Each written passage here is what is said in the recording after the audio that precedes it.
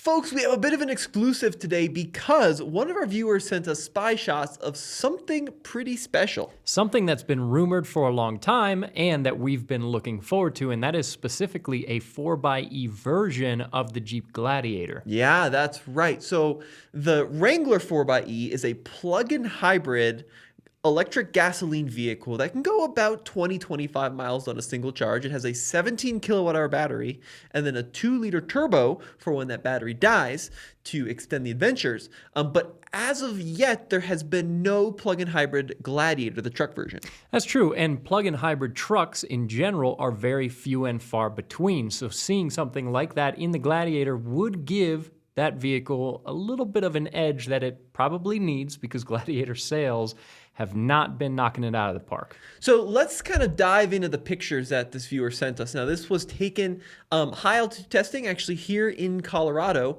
and a lot of manufacturers will actually come to Colorado because of that elevation, right? They want to see how their vehicles perform at 6, 7, 8, 9, 10,000 feet above sea level. Absolutely. So this was right in our backyard, and from these photos, you can see a couple things. So for one, there is a standard Wrangler that's plugged into a charger, but parked right nearby it. That's what we're interested in, because looking closely at this Gladiator, you can see right where the charge port is on the regular Wrangler, a charge port sticking out of the Gladiator. Now, look, I know there's going to be some people thinking that maybe this is just a guy in a Jeep that wants the better parking spot. I doubt it. Look at all the measuring equipment that's there in the cab. Yeah, this is very clearly a test vehicle. You've got the identification number in the upper right corner of the windshield. You've got the emergency stop button on the dash. You've got the computer. So this is clearly a vehicle that's doing some testing. There's also some weird stuff going on, and you often see this with these prototype mules. For example, it's got the Rubicon bumper. Yeah. But then it has a set of street wheels and tires. Do you see that? Yeah. So this is clearly a mismatch of parts going on here. Yeah, it's definitely a test mule, and from that charge port that's sticking out with no bodywork around it, you can tell it's surprisingly uncamouflaged. It is, yeah. They definitely didn't go through a lot of efforts to hide this. It is black, but a lot of times these manufacturers will put like a dazzle scheme. But Case, that is the big news, as you mentioned. So kind of there by the A-pillar, you actually see the J1772 plug poking out, all wired in. That's exactly where the port is on the standard Wrangler. Now, the 17 kilowatt hour battery, like we said on the Wrangler, propels that vehicle about 25 miles. So if it's the same battery, which would be likely on this vehicle, I believe it lives underneath the rear seat in the Wrangler. How far do you think a plug-in hybrid Gladiator would go? My guess would be not quite as far because it is a bigger vehicle, a longer vehicle.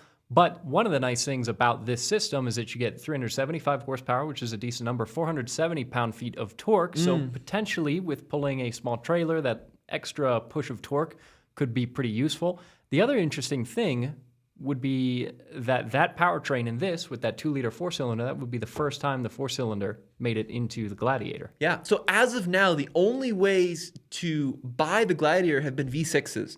So there was a V6 diesel option for a while, which is really cool. Eco-diesel. Discontinued. And then, the current Gladiator is only available with the Pentastar 3.6 V6, right around, 285 horsepower? Yeah. Memory serves me right. It's a fine engine, gets the job done.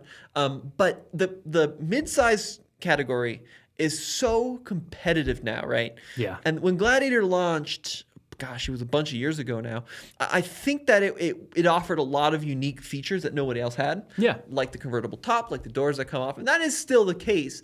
But now with new entrants like the Ranger Raptor, right? We've got a new Tier D Pro Tacoma. They're all kind of knocking at that off-road door. So I think Jeep needs to do more with the Gladiator to keep it competitive. Yeah, and obviously doing a full redesign, which is probably what this Gladiator could benefit the most from, because like you said, a lot of the other competitors in the midsize space have been updated pretty recently. Short of a very expensive full redesign, Jeep being able to leverage some of its existing powertrains that it has access to could be a way to maybe infuse a little bit more life and excitement into the lineup and give it a little bit of an edge, because other than the fact that this has a solid front axle, which most of the competitors don't have, it's only the Grenadier Quartermaster, which is in such a price bracket that it doesn't really compete necessarily with these. There's not a whole lot giving this a leg up, but that powertrain could potentially make it appealing to a buying audience that wouldn't have otherwise been interested in it. And it's a cool technology to see in pickup trucks because we've actually tested another really cool plug-in hybrid pickup. Yeah, so in the US, plug-in hybrid pickups I think are non-existent currently. We've heard of like the range extended Ram truck coming. Yeah, right? and there's the Power Boost F-150, but that's not a plug-in. Standard hybrid. Same thing with like the standard Tundra and Tacoma hybrids. However, abroad, for example, this vehicle is making huge waves in markets like Mexico and Australia, the BYD Shark. Yeah, which is a really interesting vehicle that we've tested. That is a plug-in hybrid. Like you said, not something that's available to us here in the States, but we did get an opportunity to test one. Actually, you drove it. Yeah, in Texas, one of our viewers drove it up from Mexico. Now, BYD is an enormous Chinese automaker, right? And this BYD Shark is a really interesting concept, and it's a little different than the 4xe Wrangler currently on the market because this vehicle primarily acts as an electric truck, I should say, with a gasoline generator. And then under very specific circumstances, can the engine drive the wheels? So for example, cruising steady state at 65 miles an hour, there is a coupling which will engage, which will allow the engine to drive the wheels. But this operates a lot more like a Chevy Volt. Yeah, where similar system. It's a generator. Mostly it's electric and mostly the engine is just generating power for the electric portion of the powertrain, but it can link up that motor to the wheels. And that's very different from the Wrangler, which has a direct drive from the engine to the wheels, but with like a pancake electric motor in the transmission, right? Yeah. So this is kind of further along toward that EV space than something like the Wrangler plug-in hybrid. But we're starting to see plug-in hybrid trucks abroad. So for example, in Australia too, they just launched the new Ranger PHEV, which means that a Ranger PHEV could also be coming to the US. Yeah. But look, I think that there's a huge potential for these plug-in hybrid trucks. And I know that like 20 miles of range doesn't sound like a lot. But that's a lot of people's daily commutes. My commute every day is about 10 miles each way.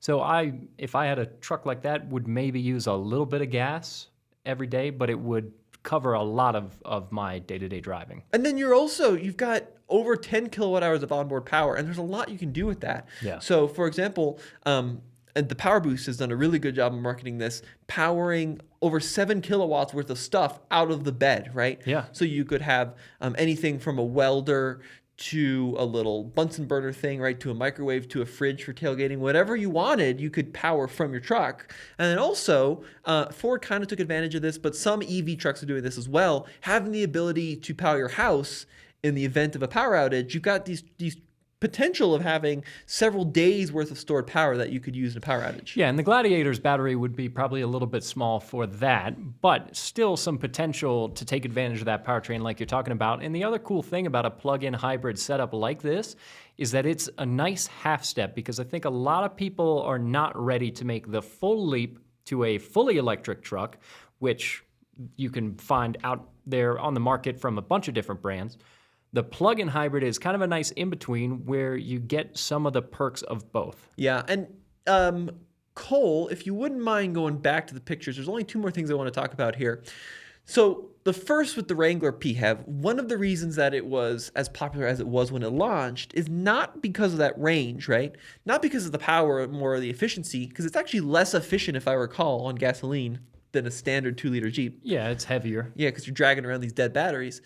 But it really leased well because of EV incentives, right? Yeah, absolutely. So it made it a little bit more affordable, which I think is something that everybody is looking for. Well, the interesting thing is now under the new administration, there is a potential that these EV incentives are going to go away entirely. In fact, it's likely.